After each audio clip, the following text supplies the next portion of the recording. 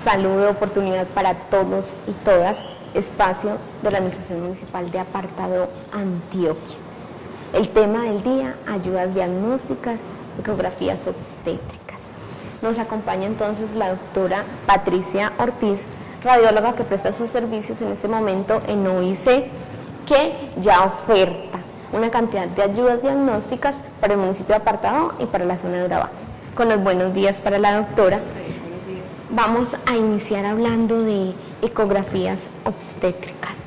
¿Cada cuánto? ¿Cómo es el procedimiento? ¿Cómo es la preparación? Bueno, buenos días Adriana, buenos días a los televidentes. En cuanto a la ecografía obstétrica, realmente es el estudio de elección que se hace en las pacientes que comienzan una gestación. Normalmente se hacen 3 ecografías durante el embarazo, es la ecografía de primero, segundo y tercer trimestre. Para la ecografía, entonces, empecemos con la ecografía de primer trimestre. La ecografía de primer trimestre tiene una preparación especial que es llenar vejigas, tener la vejiguita llena, dado que el bebé que se está formando in útero, perdón, aún es muy pequeño y se necesita de una adecuada ventana para poder visualizar todas las estructuras. En la ecografía de primer trimestre, que va desde el momento de la concepción hasta la semana 12 aproximadamente, lo que buscamos es ver y evaluar la vitalidad embrionaria, es decir, si ese embrioncito está vivo o no está vivo, si está creciendo de forma adecuada, si está implantado en la cavidad endometrial o, como en algunos casos sucede, está por fuera de la cavidad endometrial. Y hacia la semana 13 se hace una ecografía especial en pacientes de riesgo, en donde adicional a las cosas que hemos evaluado anteriormente, medimos el espesor nucal, que es un marcador de posibles alteraciones congénitas, como por ejemplo el síndrome de Down. Entonces se ha visto alguna relación en el aumento de este espesor nucal en niños con riesgo de padecer síndrome de Down. Entonces, es importante hacer siempre la ecografía de primer trimestre una vez se detecta que la paciente está embarazada para determinar básicamente estas cosas que son la vitalidad del embrión, la localización del embrión y cuando ya están terminando ese tercer trimestre, el espesor nucal. Bueno, segundo y tercer trimestre, ¿alguna preparación? Segundo y tercer trimestre ya no necesitan preparación especial. Se hace generalmente, ya no se utiliza la vía transvaginal como se utilizó en la ecografía de primer trimestre, sino que se hace por encima de la barriguita y lo que buscamos es evaluar todas las estructuras fetales de acuerdo al crecimiento que va teniendo este bebé. Entonces en el segundo trimestre básicamente pues miramos cómo está conformada la cabeza, empiezan a formarse las primeras estructuras óseas y puede uno fácilmente identificarlas, entonces mide por ejemplo el perímetro cefálico, mide el diámetro biparietal, evalúa las estructuras de la cara, en tórax y abdomen pues evalúa que se esté formando el corazón en el sitio que debe formarse, que se estén formando los pulmones, abdomen también evalúa uno los riñones, el estómago, el hígado, cómo se van formando cada una de esas estructuras y cómo se localizan dentro del feto. Y adicionalmente se miden los huesos largos. La principal medida y la que con mayor frecuencia se toma es la del fémur, que junto con el perímetro abdominal y el perímetro cefálico nos van a determinar peso fetal y esto nos va a ayudar a establecer en las tablas cómo va aumentando de peso y talla este feto de acuerdo a la edad gestacional. Y pues se pueden tomar otras medidas como el húmero, cúbito, radio, tibia, peroneo en casos más especiales. En el tercer trimestre evaluamos toda la anatomía fetal, especialmente las estructuras mediofaciales. Es una ecografía en la que ya se pueden hacer algunas variaciones de la ecografía obstétrica estándar, en donde se pueden tomar ecografías de detalle o tercer nivel y Doppler fetoplacentario, son digamos que otras 2 paticas de los estudios obstétricos que se hacen durante el segundo y tercer trimestre. En el tercer trimestre, aparte de evaluar la ganancia de peso en el feto para determinar cómo va su crecimiento ponderado, también se evalúa la cantidad de líquido amniótico que tiene el bebé, se establece si hay correlación entre las diferentes medidas para descartar eventuales patologías como retardos del crecimiento intrauterino, enanismos, bueno, otra serie de patologías un poco más complejas. Y bueno, como te decía, evaluamos la distancia que existe entre las órbitas oculares, cómo está la línea media, si hay interrupción o no de esa línea media, buscando por ejemplo el labio leporino, que es una de las alteraciones más frecuentes tal vez que podemos nosotros encontrarnos en la ecografía obstétrica, y revisamos a la anatomía total de los fetos. Entonces, Doctora, escuchamos normalmente que ecografía de segundo nivel, de tercer nivel, de cuarto nivel se ha convertido en un... Toda gestante quiere hacerse una ecografía de tercer nivel, de cuarto nivel. ¿Cuál es la ganancia ahí? ¿En realidad es solo por ver el bebé o tiene muchísimas ganancias esa ecografía? Hay como una confusión de conceptos en cuanto a los niveles de complejidad de las ecografías. En ocasiones ofertan servicios de ecografía de cuarto nivel porque muestran a tu bebé en tercera dimensión, con colorcito, y entonces tú ves como la foto real, pero pues tienen indicaciones muy precisas. Realmente está la ecografía obstétrica, nosotros realmente no utilizamos el término primero, segundo, tercer nivel como en los hospitales, dada la complejidad que se atiende, sino utilizamos la ecografía obstétrica, que es la ecografía de rutina que se le hace a toda materna sin factores de riesgo asociados, que lleva un control prenatal y que sabemos que desde el principio las cosas vienen bien, digámoslo de esa manera. Estaría la ecografía de detalle, que se utiliza cuando hay sospechas de que este bebé puede traer algún tipo de malformación, ya sea porque se encontró en una ecografía previa, ya sea porque hay una herencia, hay un antecedente previo de un bebé que nació con alguna alteración genética, o ya sea por edad materna. Los extremos de la vida en maternidad, y estoy hablando de niñas adolescentes 13, 14 años, a primigestantes mayores 35, 40 años, tienen mayor riesgo de tener alteraciones durante el embarazo.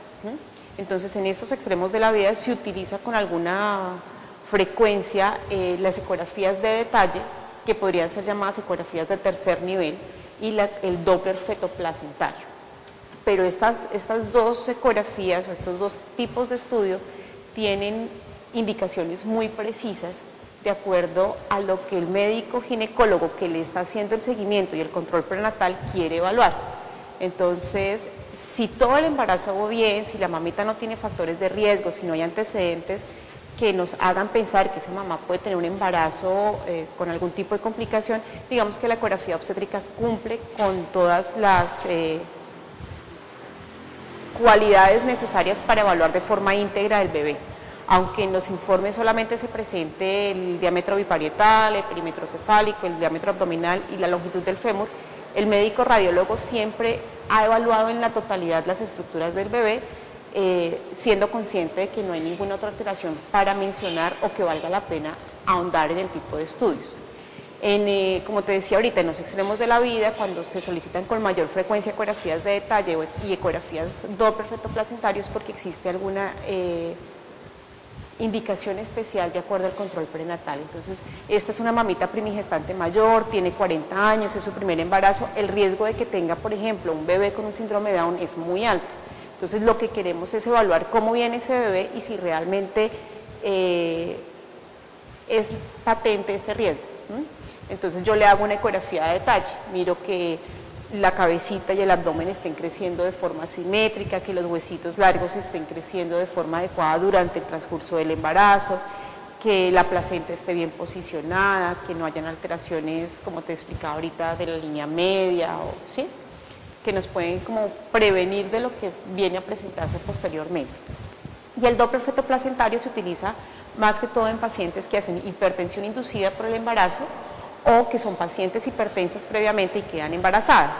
Entonces, lo que se usa con el Doppler fetoplacentario es definir si hay una insuficiencia de la placenta. La placenta es como la maquinaria que le da todos los nutrientes necesarios al bebé para que éste pueda vivir. digámoslo de esa manera, como hablando más coloquialmente. Entonces, si la placenta deja de funcionar de forma adecuada, ya no se van a producir de la misma manera todos los nutrientes que el bebé necesita para vivir dentro de la barriguita de la mamá, y empieza el bebé a tener como una pérdida de peso, entonces empieza a haber un retraso en el crecimiento y la ganancia del peso del bebé, y ahí entonces uno puede encontrar otro tipo de patologías. Entonces, que el Doppler feto-placentario vendría siendo como la ecografía de cuarto nivel, digámoslo de esa manera, pero son indicaciones muy precisas, no es un estudio de rutina, sino es algo que se hace cuando se detecta algún factor de riesgo en la mamita. Bueno, doctora, durante este mes y meses anteriores en nuestro programa hemos tenido diferentes temáticas, hemos tratado cáncer de mama, hemos tratado varias patologías y en todas hemos llegado siempre a esa detección temprana, ¿cierto? Detectar a tiempo una patología grave, detectar a tiempo una patología catastrófica, como la llamamos, pues, ¿cierto? En esas ayudas diagnósticas, en este momentico tenemos toda la capacidad y posibilidad de ofertarlas en el municipio de Apartado y en la zona de Urabá. Sí. Vamos a hablar entonces tenemos mamografías. Tenemos mamografía, en OIC contamos con mamografía digital.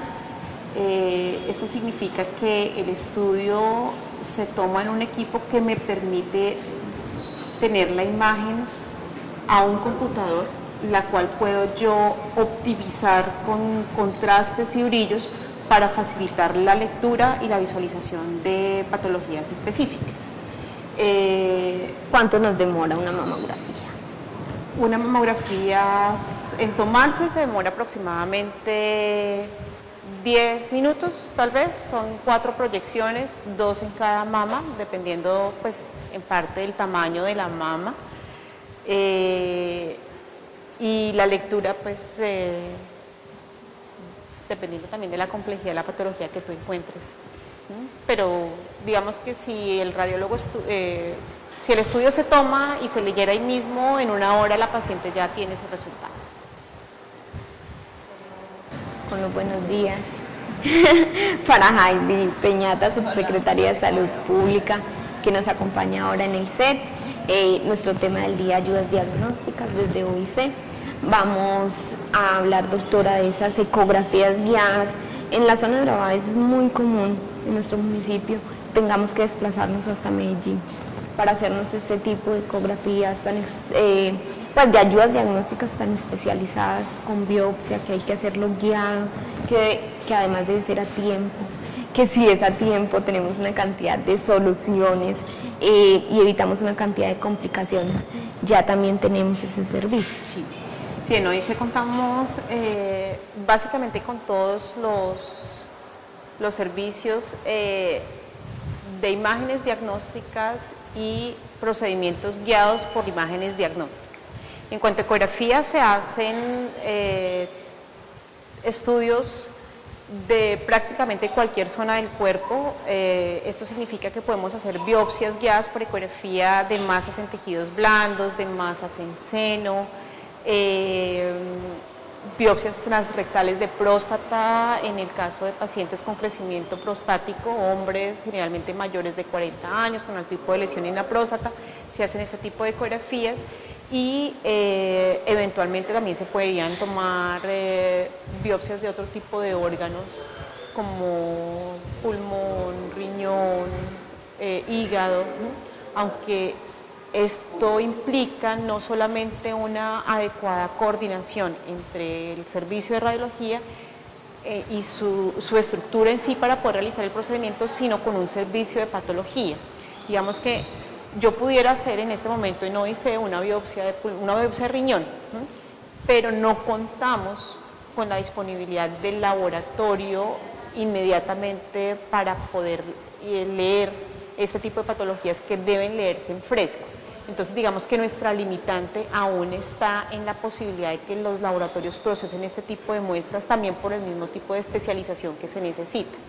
O sea, de poderse hacer, se puede hacer, pero se necesita siempre la coordinación con los servicios de patología, que son los que finalmente van a interpretar esta muestra histopatológica que yo estoy tomando.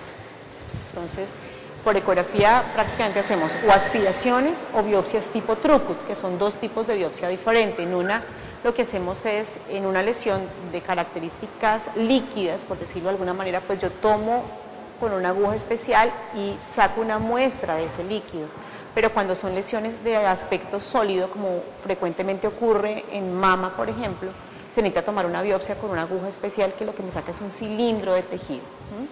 Las dos tipos de biopsias las hacemos nosotros en OIC.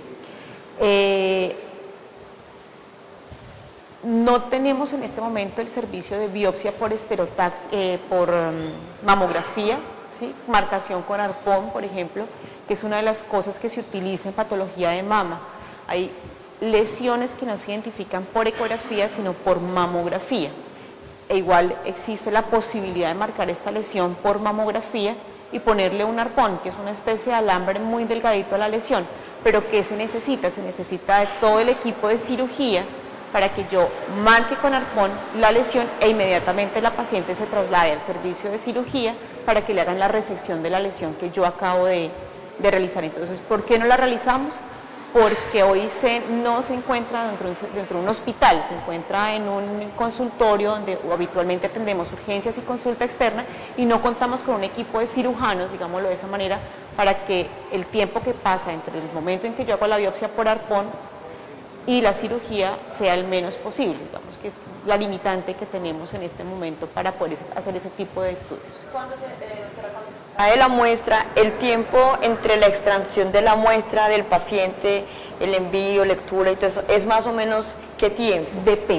Depende del estudio que tú hayas solicitado y de la muestra que vayas a procesar. Por parte del servicio de radiología, la toma de la muestra, pongamos un ejemplo, una biopsia de tiroides, hago la ecografía, tomo la muestra, esto puede tomarse entre 20 y 30 minutos con toda la preparación que requiere el paciente. Se saca la muestra, se hace un extendido en láminas de portaobjetos, se llaman, se fijan y se entregan a patología. Digamos que estas muestras que se fijan se entregan en seco, por decirlo de esta manera, y ya depende del laboratorio el tiempo que se demore el patólogo en leer e interpretar las imágenes para sacar el informe definitivo de la patología. Entonces, radiología tiene un tiempo estimado 45 minutos hasta del momento que el paciente entra, al momento que se le entregan las muestras al paciente para llevarlos a patología. Ya el tiempo que demora patología en interpretar y entregar los resultados, no lo desconozco, no es de mi saber específico, entonces ahí sí no haría bien en decir cuánto pueden estar demorándose porque no lo sé.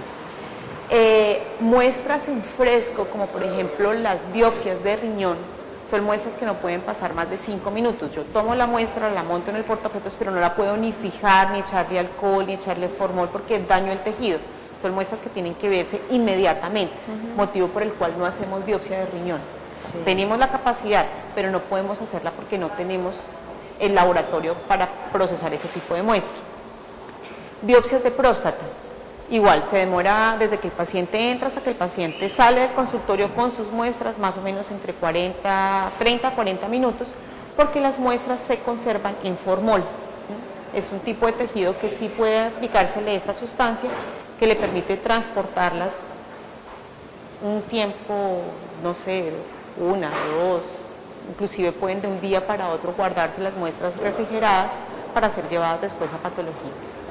Depende mucho del tipo de estudio, no hay un tiempo estándar para cada una de las biopsias.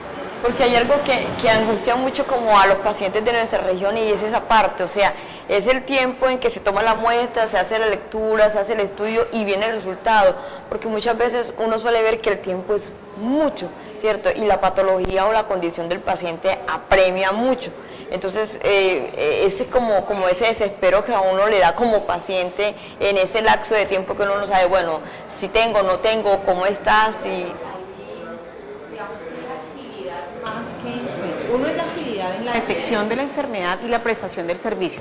El médico detecta que hay un nódulo, detecta que hay una masa, se la remite al radiólogo, el radiólogo confirma que imagenológicamente se ve la lesión, se toma la biopsia o se toma el BACAF o lo que sí, Y una vez sale de radiología, ya no puedo yo medir tiempos ni respuestas porque ya no depende de mi servicio. Entonces, Pero básicamente en apartado, hoy, noviembre del 2011, ¿qué ayudas diagnósticas, qué biopsias hemos realizado? ¿Cuáles sí nos han solicitado efectivamente? Porque es que también tenemos la otra mirada y es, tenemos el servicio, la gente no tiene que irse para Medellín, pero las EPS no lo contratan, ¿cierto? Entonces, de todas maneras, prefieren pagar el pasaje del usuario porque le deben dar el pasaje, enviarlo a Medellín, además porque a uno como usuario le dan su pasaje y uno se va para Medellín, pero es que en Medellín las cosas no son gratis, ¿cierto? La estadía no es gratis, la alimentación no es gratis, los pasajes no son gratis, todo es costosísimo en una enfermedad de alto costo. Además, cuando el paciente de pronto ya está deteriorado, ya se siente mal, todo es más lejos, todo es más complicado.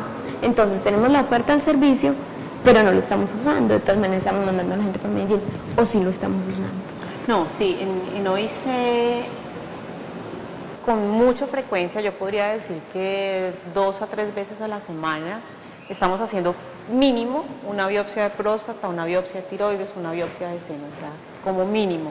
A veces es más, a veces un poco menos, pero de las biopsias más frecuentes que estamos realizando, que procesan, o sea, que nosotros somos conscientes que entregan al laboratorio los pacientes, son biopsia de seno, ya sea por aspiración o tipo truco, biopsia de próstata, biopsia de tiroides. Digamos que son las más frecuentes solicitadas y realizadas dentro de nuestro servicio.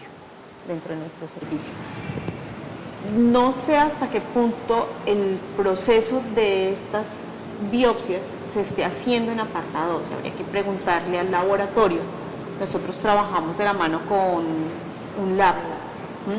A un lab se le hacen llegar las muestras de este tipo de biopsias y ellos procesan la patología de las muestras. Entonces ya habría que preguntarle a un lab cuál es el tiempo de respuesta en el diagnóstico de ellos, porque no sabría yo si ellos procesan las muestras aquí en apartado o si tienen que remitir las muestras al laboratorio en Medellín por el tipo de proceso que requieren y posteriormente les mandan a ellos los resultados. Ahí sí desconozco, digamos, que ese pedacito de lo que le toca al paciente esperar.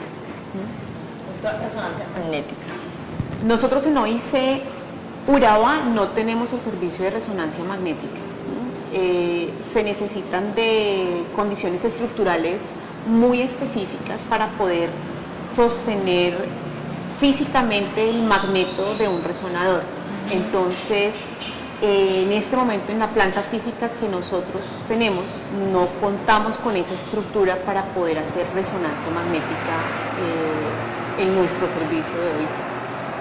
Ecografía 3D. Ecografía, espero que ¿Qué pronto. es ecografía específica? Las ecografías 3D médicamente tienen muchas ventajas. Cuando se busca patología específica, me permite demostrarla de forma más real para planear eventualmente algún tipo de procedimiento.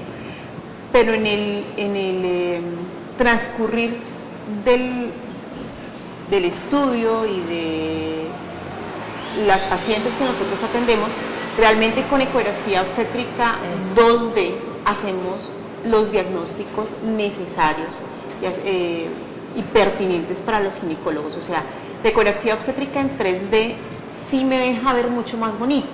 O sea, no discutimos ese punto.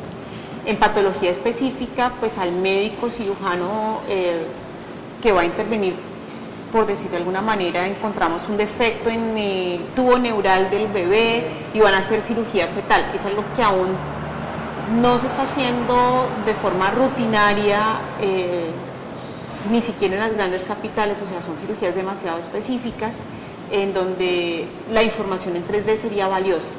Pero la ecografía 3D, como la concebimos desde el punto de vista paciente, que es ver a mi bebé naranjita, rosadito, con los cachetes bien llenitos, así como si fuera la foto del recién nacido, aún no tenemos el servicio y no deja de ser digamos que es como una ganancia adicional, en donde sí lo veo más bonito, pero no me va a dar un mejor diagnóstico. El diagnóstico indiscutiblemente se hace con ecografía 2D, que es la que hacemos nosotros, y la mayoría de servicios de radiología que en apartado se presta. Doctor Pecaña, entonces yo le pregunto algo. Con este tipo de ecografía 2D, que es mucho más específica para el diagnóstico, pero el diagnóstico mucho más, el uso o es muy frecuente el hecho de que las maternas o el especialista lo envía a las maternas, o la utilización del servicio más bien es poco. Porque sí llama mucho la atención, dadas las condiciones de nuestras maternas en el municipio. Nosotros tenemos muchos altos riesgos obstétricos, demasiado, diría yo. E incluso si uno se observa en diferentes IPS, incluso el control ya de los bajos riesgos obstétricos ni siquiera está haciendo competencia de enfermería, sino solamente de médicos generales, y cuando es alto riesgo obstétrico ya tiene la competencia del obstetra como tal. Entonces, ¿el acceso a este tipo de ayudas diagnósticas sí es muy frecuente en nuestro municipio, sí, o es más bien bajo? No, nosotros, de las ecografías que más movemos nosotros es ecografía obstétrica de primero, segundo y tercer trimestre.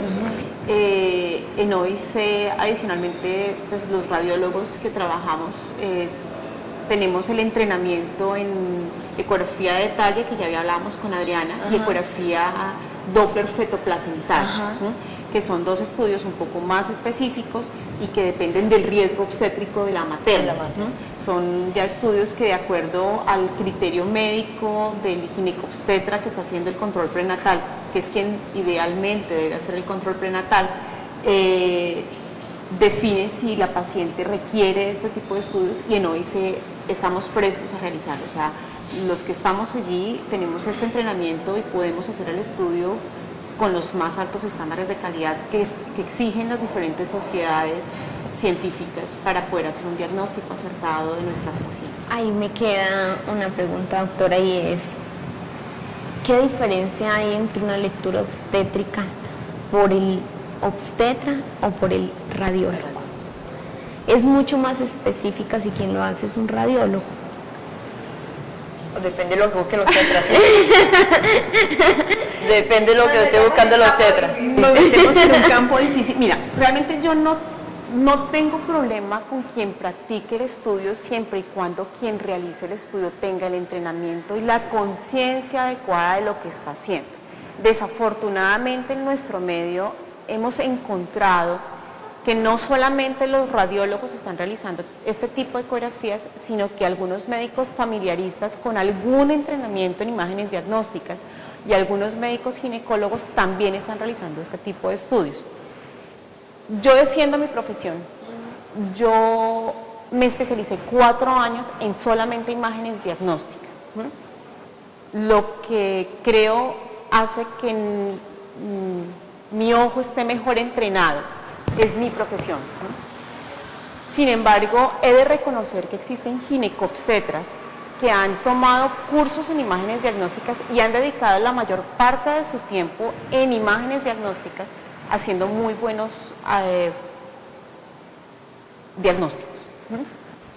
Pero también he de decir que, desafortunadamente, existen otro tipo de colegas que con un mínimo entrenamiento se aventuran a hacer este tipo de estudios, cometiendo errores que finalmente perjudican a la paciente porque demoran una intervención diagnóstica, porque demoran un estudio, porque hacen un diagnóstico no acertado, y es simplemente por la falta de entrenamiento. Entonces,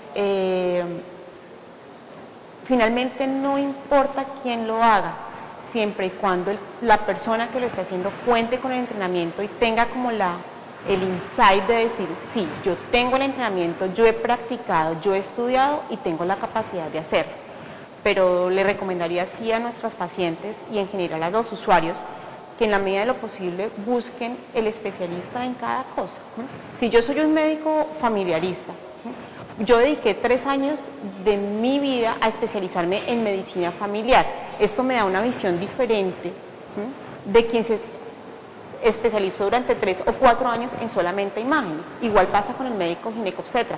Obvio, el médico ginecobstetra tiene en su cabeza la materna en toda su dimensión, pero el entrenamiento en imágenes pudo ser de 6 meses o de 1 año, digamos que con la práctica ya ha cogido más experiencia y es adecuado lo que está haciendo, pero yo sigo insistiendo, zapatero a tus zapatos, cada uno en lo que nos corresponde, ¿no? Mal haría yo como radióloga, aunque soy médica, en sentarme a hacer controles prenatales. Puedo hacerlo, tengo el entrenamiento médico, pero ya no es mi saber específico, ¿no? Entonces digamos que desde ese punto de vista yo defiendo lo que es mi profesión y mi recomendación es busquen al imágenes diagnósticas llamado médico radiólogo para todo lo de imágenes diagnósticas, busquen al médico ginecobstetra para todo lo que tenga que ver con patología ginecológica y obstétrica, busquen al médico familiarista para que atienda toda la patología del núcleo familiar, porque pues tienen formaciones y estructuras mentales diferentes en cuanto a lo que tu especialización te está dando. Bueno, doctora, ¿alguna recomendación final para nuestras televidentes, para aquellas que requieren ecografías obstétricas o para las que se las van a realizar? Sí, una vez tú detectas que estás embarazada, lo más importante es ingresar a un programa de control prenatal para de esta manera diagnosticar y evitar cualquier patología a tiempo.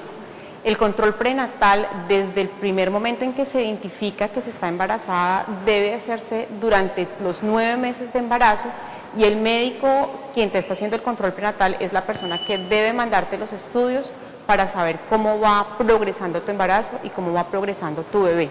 Entonces la recomendación principal es, una vez detectes que estás embarazada, ingresa a un control prenatal y en el control prenatal te van a hacer todos los exámenes necesarios, incluyendo las ecografías, para asegurarnos de que tu bebé vaya en un adecuado crecimiento y desarrollo. Bueno, Heidi, esta semana tenemos visita de todo el mundo, ¿cierto? Bueno, vamos a continuar con temas, vamos a continuar con procesos. Estamos visitando IPS para todo el componente de VIH. Vamos a tener con ustedes un programa de VIH. La recomendación final, como siempre, doctora, muchas gracias por estar con nosotros, muchas gracias por acompañarnos. Esa recomendación final a nuestros televidentes, el autocuidado, a nuestras gestantes, estar pendientes del control prenatal, claro que sí, no solamente de que se realicen las 3 ecografías, sino de su cuidado mensual. Ese llamado es bien importante. Heidi, algo más que decirle a nuestros televidentes. Sí. Yo sé que ya no me deja cerrar, ya me está haciendo ceñitas. Un mensaje como para todos nuestros televidentes. Vea, ayer nos llegó un correo de la Dirección Seccional de Salud de Antioquia donde se nos informaba que se le va a aplicar la vacuna antigripal a toda la población de nuestro municipio. Entonces, por favor, las personas interesadas en aplicarse la antigripal, ojalá y sean todos, porque mire que estamos a puertas de la ola invernal y se nos vienen las lluvias y se incrementa el número de infecciones respiratorias de nuestra población. Entonces, aprovechar la vacuna. Estamos aplicándola todo este mes de noviembre y finales hasta mediados de diciembre. Entonces, para que accedan a la vacuna, es gratis, totalmente gratuita para toda la población, independiente de la edad. Pueden acudir, muy buena pregunta, doctor. Podemos acceder en nuestros puestos de vacunación dependiendo pues de la afiliación. Comeva tiene su propia IPS vacunadora, lo mismo Salcov, al igual que con Fenalco, con Famasura, en Alfonso López, en la tercera calle del barrio Alfonso López, en el centro de salud ubicado en el barrio Pueblo Nuevo.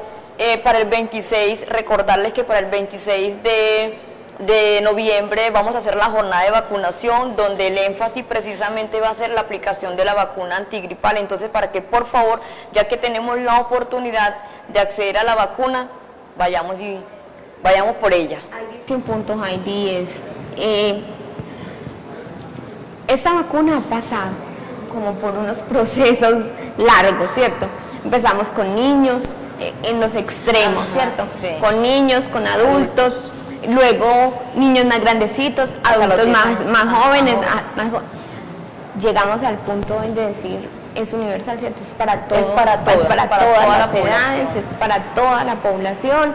Debemos estar atentos entonces a vacunarnos. Mire cómo ha evolucionado entonces el rango de edades de esta vacuna, dadas las patologías. La semana pasada tuvimos un análisis de muertes, muertes. por neumonía, por infecciones respiratorias agudas. Continuamos con deficiencias, ¿cierto? Deficiencias en todos los estadios o en todos los niveles, deficiencias que tratamos de seguir solucionando. Se identifican, estas unidades de análisis son muy importantes porque se identifican debilidades, se identifican esos planes de mejoramiento que debemos hacer frente a esas debilidades, pero también se identifica la necesidad de que nosotros accedamos a los servicios, de que nosotros nos vacunemos, de la prevención, del autocuidado, del quehacer de este programa, que seguirá siendo un llamado a que hagamos conciencia, a que prevengamos, a que nos cuidemos. Heidi, yo sé que eso no podía quedarse sin vacunación, eso es inevitable en este programa, pero requerimos de verdad que nos apliquemos la vacuna antigripal. Sabemos que las cepas van cambiando, sabemos que debemos estar en vacunación constante de antigripal, no vamos a poder evitarlo, eso sigue siendo fastidiosito para algunos, el chuzoncito, pero es peor todo lo que viene. Ya hemos tenido defunciones en toda Urabá frente a infecciones respiratorias, por eso el llamado es tan importante, por eso volvemos y le reiteramos, la unidad de análisis nos dejó entrever muchas cosas y una de ellas es la prevención. Así que no fallemos nosotros, ¿cierto? Empecemos por cuidarnos nosotros mismos. Continuamos con muchos temas, con muchas patologías, con mucha información que brindarles. Estamos con ustedes siempre martes, miércoles y jueves. Recuerden que también estamos en YouTube, que ya tenemos descarga en toda América y en algunos países de Europa. Les recuerdo que estamos desde Apartado, Antioquia, Colombia, que nos acompañan en el set y que están siempre con nosotros, Francisco Monsalve en el máster y Karen Arce en la cámara. Muchas gracias a la Oficina de Comunicaciones, esperamos que el tema haya sido de su agrado. Hasta pronto.